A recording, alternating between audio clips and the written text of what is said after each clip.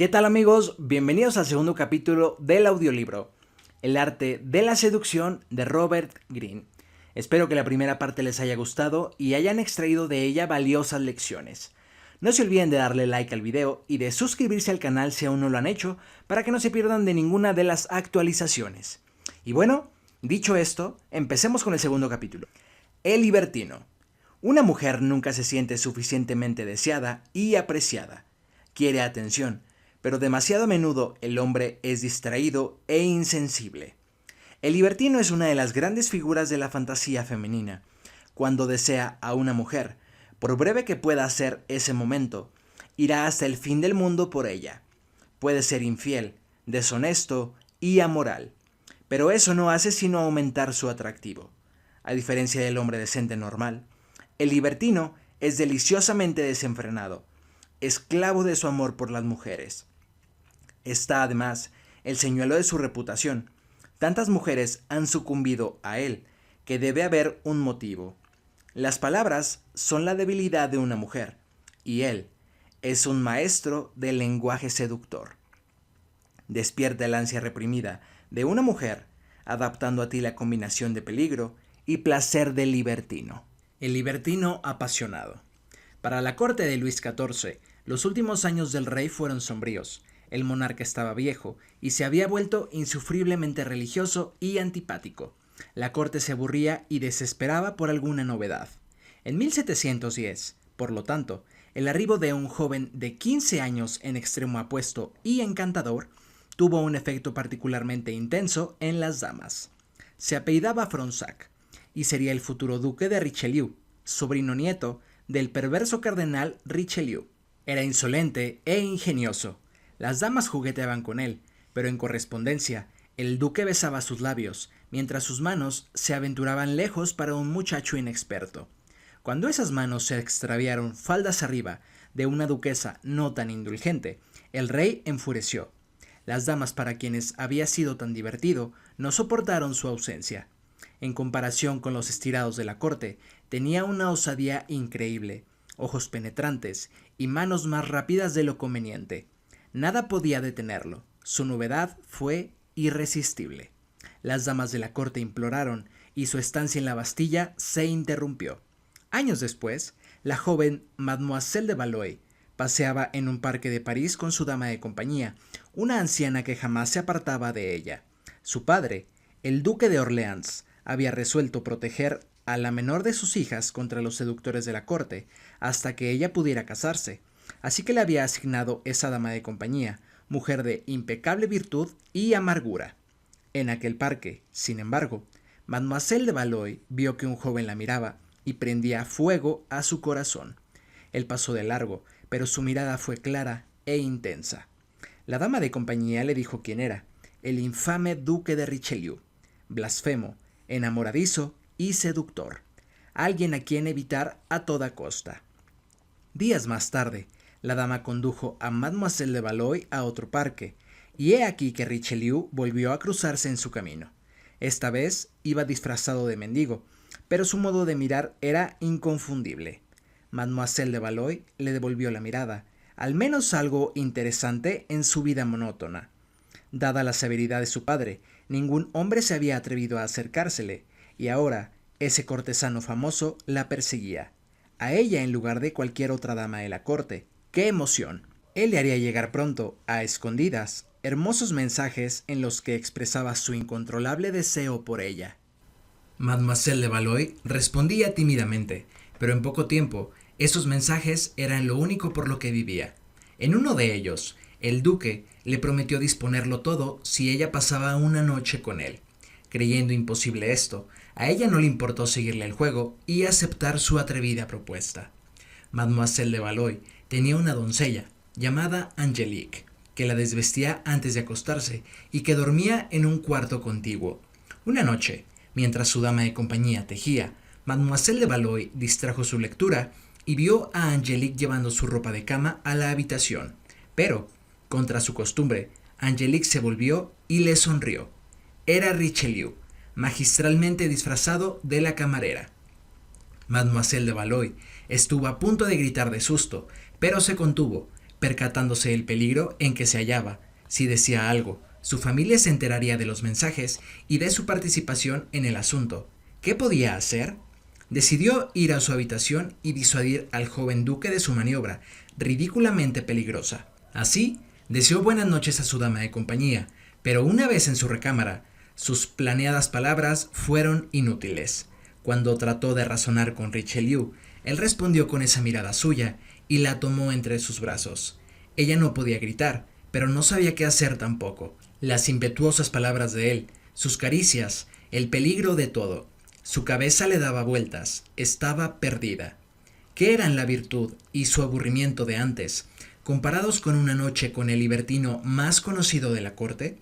Así, mientras la dama de compañía tejía a lo lejos, el duque la inició en los rituales del libertinaje. Meses después, el padre de Mademoiselle de Valois tuvo razones para sospechar de que Richelieu había penetrado sus líneas defensivas. La dama de compañía fue despedida y las precauciones redobladas. Orleans no comprendió que para Richelieu esas medidas eran un desafío, y el duque vivía para los desafíos.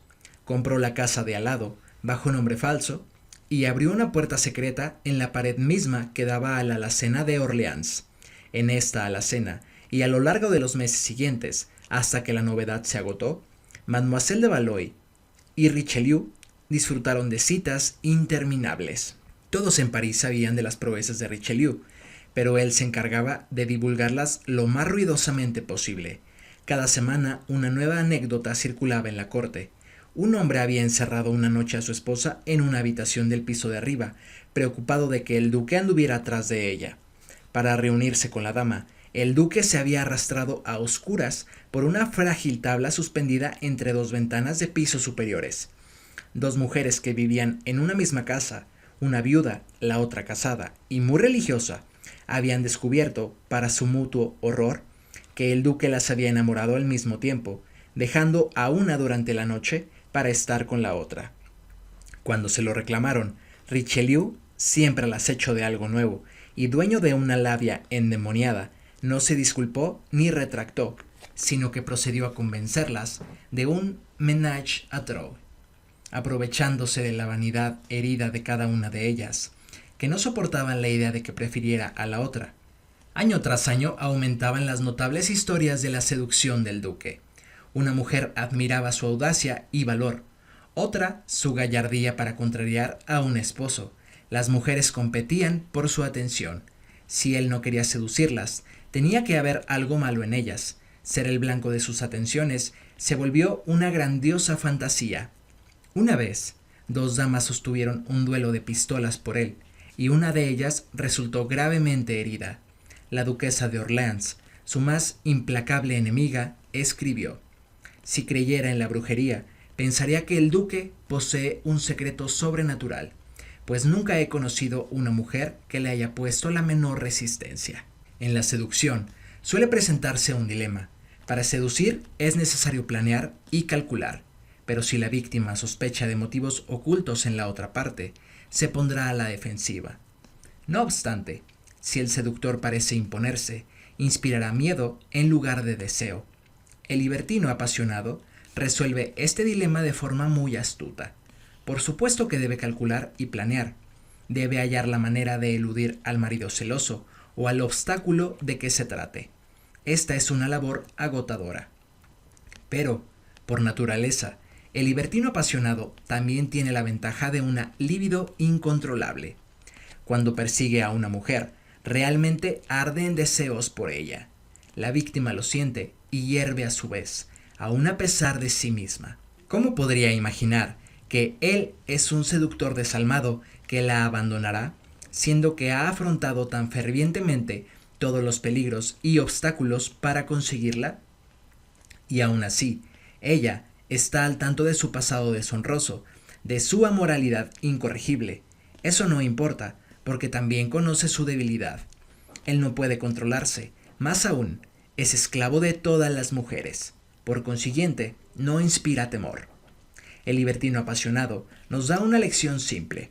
El deseo intenso ejerce un poder perturbador en una mujer, como el de la presencia física de la sirena en un hombre. Una mujer suele estar a la defensiva y puede percibir falta de sinceridad o cálculo.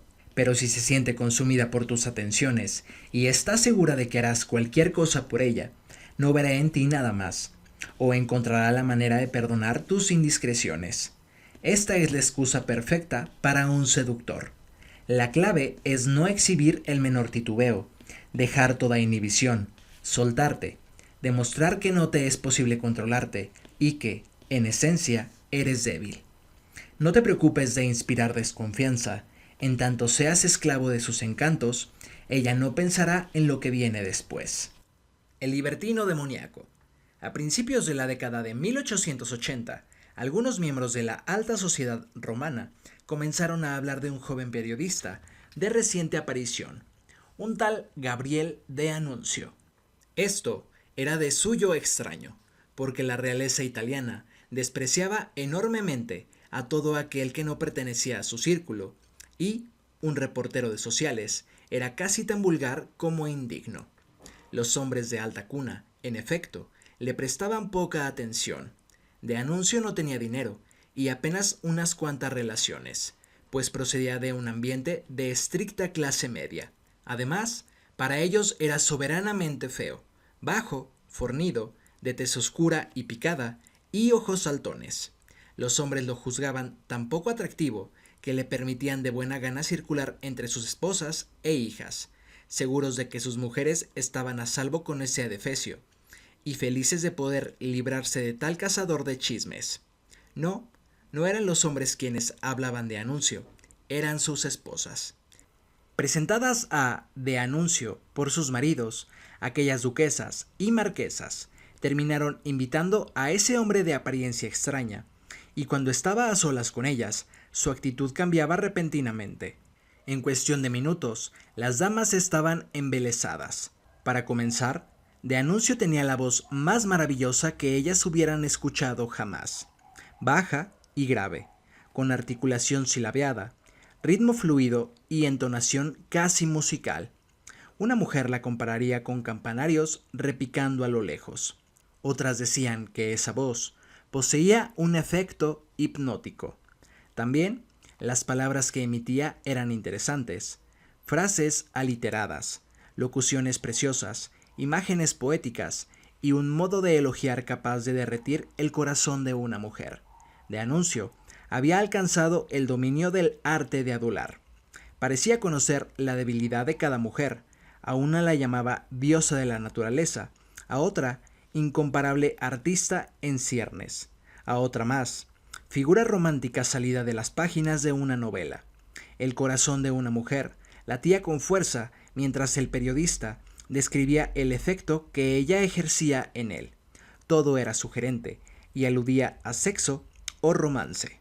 En la noche, ella ponderaba sus palabras y recordaba poco de lo que él le había dicho, porque nunca decía nada concreto, pero mucho de lo que le había hecho sentir. Al día siguiente, esa mujer recibía de él un poema que parecía haber escrito especialmente para ella. En realidad, de Anuncio escribía docenas de poemas similares, cada uno de los cuales adaptaba a su víctima prevista. Luego de varios años de haberse iniciado como reportero de sociales, de Anuncio se casó con la hija del duque y la duquesa de Gallés. Poco después, con el firme apoyo de damas de sociedad, empezó a publicar novelas y libros de poesía. La cantidad de sus conquistas era notable, pero la calidad también. No solo marquesas caían a sus pies, sino, asimismo, grandes artistas, como la actriz Eleonora Duse, quien lo ayudó a convertirse en respetado dramaturgo y celebridad literaria. La bailadora Isadora Duncan, otra mujer que acabó cayendo bajo su hechizo, explicaría su magia. Gabriel de Anuncio es quizá el mejor amante de nuestro tiempo, y esto pese a que sea de baja estatura, calvo y feo, excepto cuando la cara se le ilumina de entusiasmo. Sin embargo, cuando se dirige a una mujer que es de su gusto, su rostro se transfigura, y él se convierte de súbito en Apolo. Su efecto en las mujeres es sorprendente. La dama que lo escucha siente de pronto que su espíritu mismo y su ser se elevan. Al estallar la Primera Guerra Mundial, de Anuncio entonces de 52 años de edad, se alistó en el ejército. Aunque carecía de experiencia militar, tendía al dramatismo y ardía en deseos de mostrar su valor. Aprendió a volar y dirigió misiones peligrosas, aunque muy eficaces. Al final de la guerra, era el héroe más condecorado de Italia. Sus hazañas lo volvieron gloria nacional y, tras la guerra, fuera de su hotel, se congregaban multitudes en cualquier ciudad italiana. Él les hablaba de política desde un balcón y clamaba contra el gobierno italiano en turno. A un testigo de uno de sus discursos, el escritor estadounidense Walter Starkey le decepcionó en principio el aspecto del famoso de Anuncio en un balcón en Venecia. Era menudo y parecía grotesco. Sin embargo, poco a poco comencé a caer bajo la fascinación de su voz, que penetraba en mi conciencia. Nunca un gesto apresurado, brusco. Pulsó las emociones de la multitud como lo haría un consumado violinista con un Stradivarius. Los ojos de miles estaban fijos en él, como hipnotizados por su poder. El sonido de su voz y las poéticas connotaciones de sus palabras eran también lo que seducía a las masas, con el argumento de que la Italia moderna debía reclamar la grandeza del Imperio Romano. De Anuncio inventaba consignas que el público coreaba o hacía preguntas de intensa carga emocional. Halagaba a la multitud, la hacía sentir parte de un drama. Todo era vago y sugestivo. El tema del momento era la posesión de la ciudad de Fiume, justo al otro lado de la frontera, en la vecina Yugoslavia. Muchos italianos creían que el premio a su país por haberse unido a los aliados en la guerra debía ser la anexión de Fiume. De Anuncio defendía esta causa y, dada su condición de héroe de guerra, el ejército estaba listo para apoyarlo, aunque el gobierno se oponía a toda acción. En septiembre de 1919, rodeado de soldados, De Anuncio dirigió su infausta marcha sobre Fiume. Cuando un general italiano lo detuvo en el camino y amenazó con dispararle, el poeta se abrió el abrigo para exhibir sus medallas y exclamó con magnética voz: «Si ha de matarme, apunte aquí». Atónito, el general rompió a llorar. Se unió a De Anuncio. Cuando el poeta entró a Fiume, se le recibió como libertador. Al día siguiente, fue declarado jefe del Estado Libre de Fiume.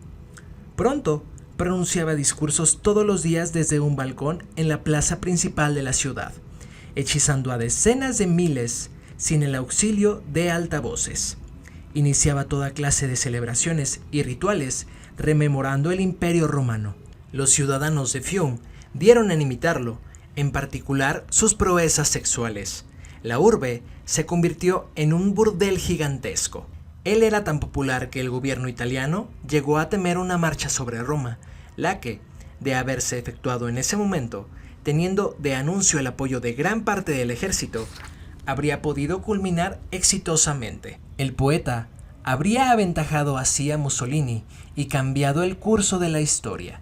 No era fascista, sino una suerte de esteta socialista, pero decidió quedarse en Fiume, que gobernó durante 16 meses, hasta que el régimen italiano lo derribó al fin a fuerza de bombas.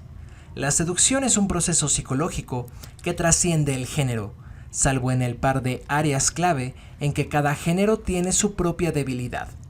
El hombre es tradicionalmente vulnerable a lo visual. La sirena, capaz de inventarse la apariencia física indicada, seducirá en grandes cantidades.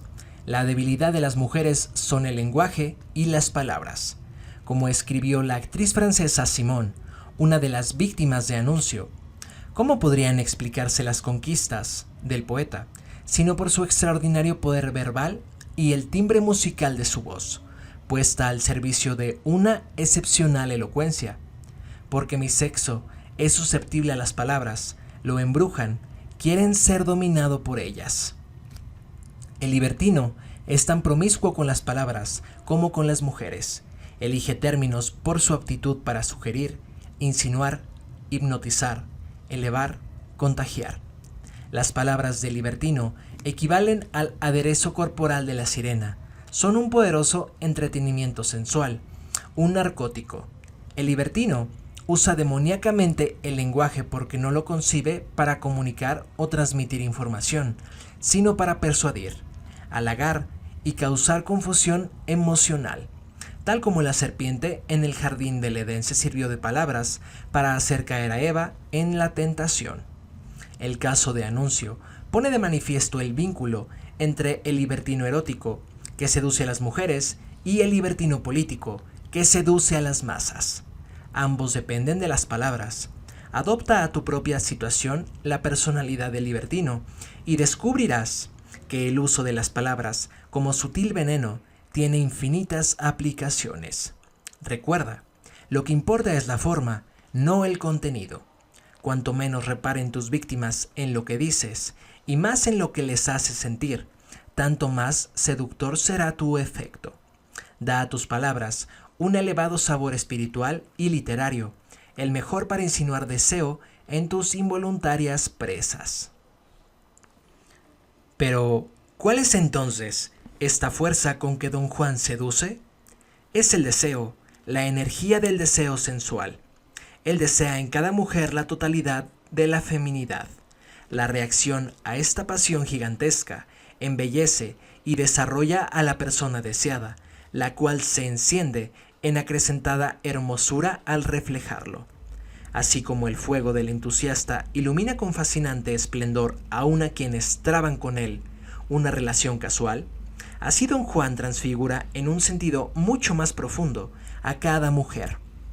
Soren Kierkegaard, o esto o aquello. Claves de la personalidad. En principio podría parecer extraño que un hombre visiblemente deshonesto, infiel y sin interés en el matrimonio atraiga a una mujer. Pero a lo largo de la historia y en todas las culturas, este tipo ha tenido un efecto implacable. El libertino ofrece lo que la sociedad no permite normalmente a las mujeres, una aventura de placer absoluto, un excitante roce con el peligro. Una mujer suele sentirse agobiada por el papel que se espera de ella. Se supone que debe ser una delicada fuerza civilizadora de la sociedad y anhelar compromiso y lealtad de por vida.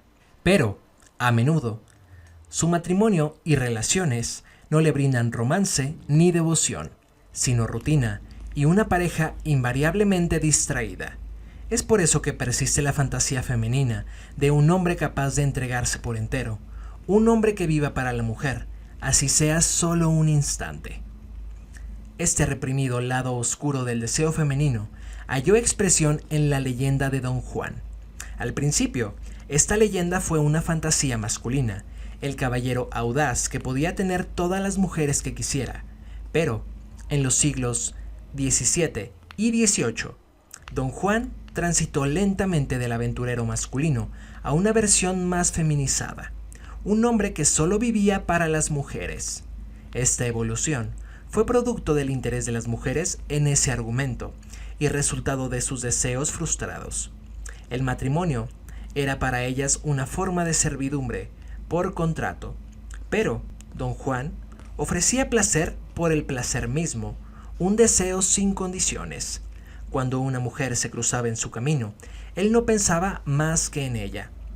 Su deseo era tan fuerte que ella no tenía tiempo ni de pensar ni de preocuparse por las consecuencias. Él llegaba de noche, concedía un momento inolvidable y desaparecía.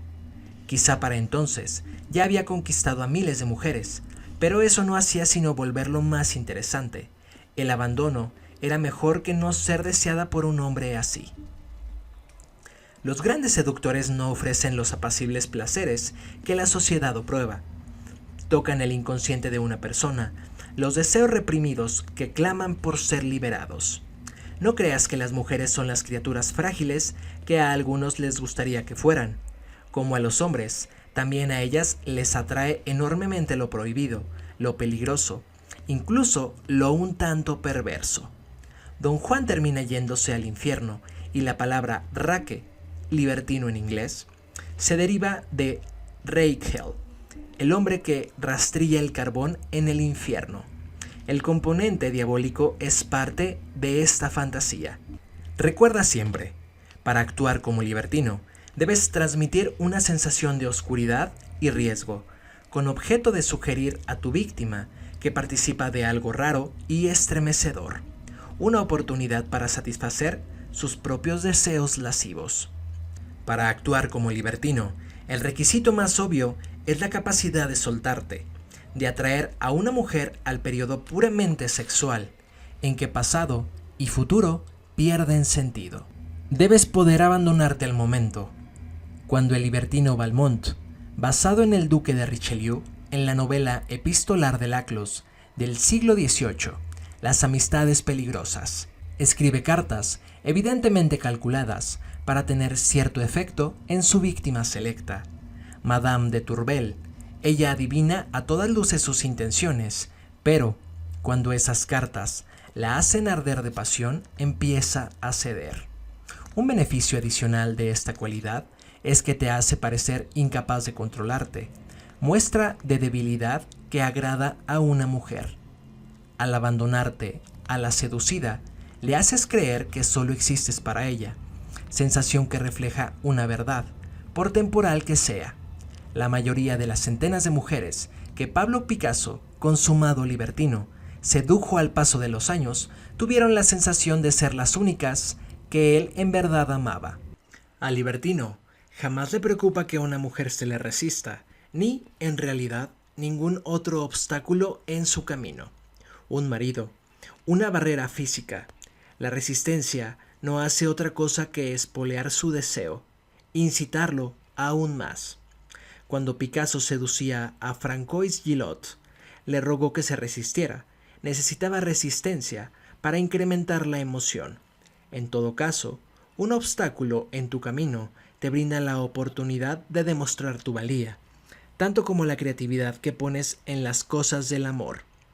En la novela japonesa del siglo XI, la historia de Genji, de la dama de la corte Murasaki Shikibu, al libertino príncipe Niu, no le inquieta la repentina desaparición de Ukifune, la mujer que ama. Ella ha huido porque, aún interesada en el príncipe, está enamorada de otro hombre. Sin embargo, su ausencia permite a Niu hacer hasta lo indecible por encontrarla. Su súbita aparición para arrebatarla hacia una casa en el hondo del bosque y el valor que muestra al hacerlo la apabullan. Recuerda, si no enfrentas resistencias y obstáculos, debes crearlos. La seducción no puede avanzar sin ellos. El libertino es una personalidad extrema, descarado, sarcástico e ingenioso. Lo que piensen los demás no le importa. Paradójicamente, esto no hace sino volverlo más seductor.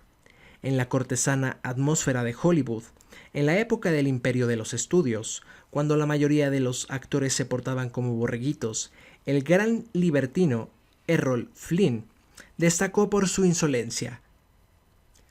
Desafiaba a los directores de los estudios, hacía bromas inmoderadas y se deleitaba en su reputación de supremo seductor de Hollywood, todo lo cual aumentó su popularidad.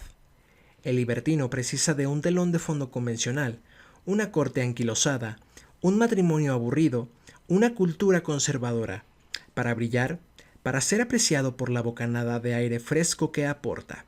Jamás te preocupes por excederte. La esencia del libertino es llegar más lejos que nadie. Cuando el conde de Rochester, el libertino, además de poeta, más famoso de Inglaterra en el siglo XVII, raptó a Elizabeth Mallet, una de las damas jóvenes más asediadas de la corte, se le castigó debidamente, pero he aquí que, años después, la joven Elizabeth, aunque cortejada por los mejores partidos del país, eligió a Rochester por esposo. Al exhibir su atrevido deseo, él se distinguió del montón. La radicalidad del libertino va aparejada con la sensación de peligro y tabú, e incluso el dejo de crueldad que lo rodea. Este fue el atractivo de otro libertino y poeta, uno de los mayores imprudentes de la historia, Lord Byron. Byron aborrecía todas las convenciones y lo demostraba sobrada y gustosamente. Cuando tuvo una aventura con su hermanastra, quien le dio un hijo, se aseguró de que toda Inglaterra lo supiera. podía ser en extremo cruel, como lo fue con su esposa, pero todo esto no hacía sino volverlo mucho más deseable. Peligro y tabú apelan a un lado reprimido en las mujeres, las que supuestamente deben representar una fuerza cultural civilizadora y moralizante. Así como un hombre puede caer víctima de la sirena por su deseo de liberarse de su masculino sentido de responsabilidad, una mujer puede sucumbir al libertino por su anhelo de liberarse de las restricciones de la virtud y la decencia. Es frecuente, en efecto, que la mujer más virtuosa sea la que se enamore en mayor grado del disoluto. Entre las cualidades más seductoras del libertino está su habilidad para lograr que las mujeres deseen reformarlo. ¿Cuántas no creyeron que domarían a Lord Byron? ¿Cuántas no pensaron ser aquella con la que Picasso pasaría finalmente el resto de su vida? Explota esta tendencia al máximo. Cuando te sorprendan en flagrante libertinaje, echa mano de tu debilidad, tu deseo de cambiar y tu imposibilidad de conseguirlo. Con tantas mujeres a tus pies, ¿qué puedes hacer? La víctima eres tú. Necesitas ayuda. Ninguna mujer dejará pasar esta oportunidad. Son singularmente indulgentes con el libertino, por su prestancia y simpatía. El deseo de reformarlo esconde la verdadera naturaleza de su deseo, la secreta emoción que obtienen de él. Cuando Bill Clinton fue pillado en pleno libertinaje, las mujeres salieron de inmediato en su defensa y hallaron toda excusa posible en su favor. El hecho de que, a su extraña manera, el libertino esté consagrado a las mujeres lo vuelve adorable y seductor para ellas. Por último, uno de los bienes más preciados del libertino es su fama. Nunca restes importancia a tu mala reputación, ni parezcas disculparte por ella. Al contrario, acéptala, auméntala. Ella es la que te atrae, mujeres. Son varias las cosas por las que debes ser conocido. Tu irresistible encanto para las mujeres, tu incontrolable devoción al placer, lo que te hará parecer débil, pero también una compañía excitante. Tu desdén por lo convencional, una vena rebelde que hace que parezcas peligroso. Este último elemento puede ocultarse un poco.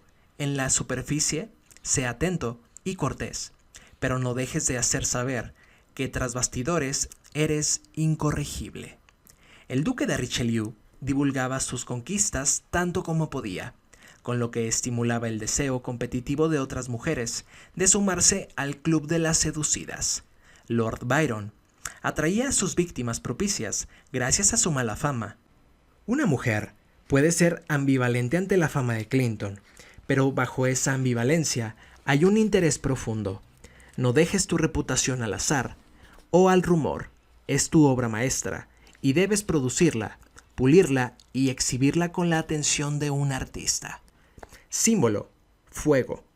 El libertino arde en deseos que encienden los de la mujer a la que seduce. Son extremos, incontrolables y peligrosos. Él puede terminar en el infierno, pero las llamas que lo rodean suelen hacerlo mucho más deseable para las mujeres. Peligros.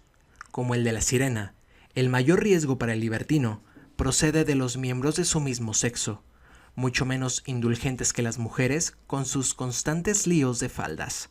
Antiguamente, el libertino era con frecuencia aristócrata, y por numerosas que fueran las personas que ofendía, o hasta mataba, al final quedaba sin castigo. Hoy, solo las estrellas y los muy ricos pueden hacer de libertinos con impunidad.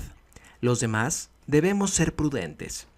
Elvis Presley era tímido de joven, pero habiendo llegado pronto al estrellato y viendo el poder que esto le daba sobre las mujeres, enloqueció y se hizo libertino casi de la noche a la mañana. Como muchos otros de su especie, Elvis tenía predilección por mujeres ya comprometidas.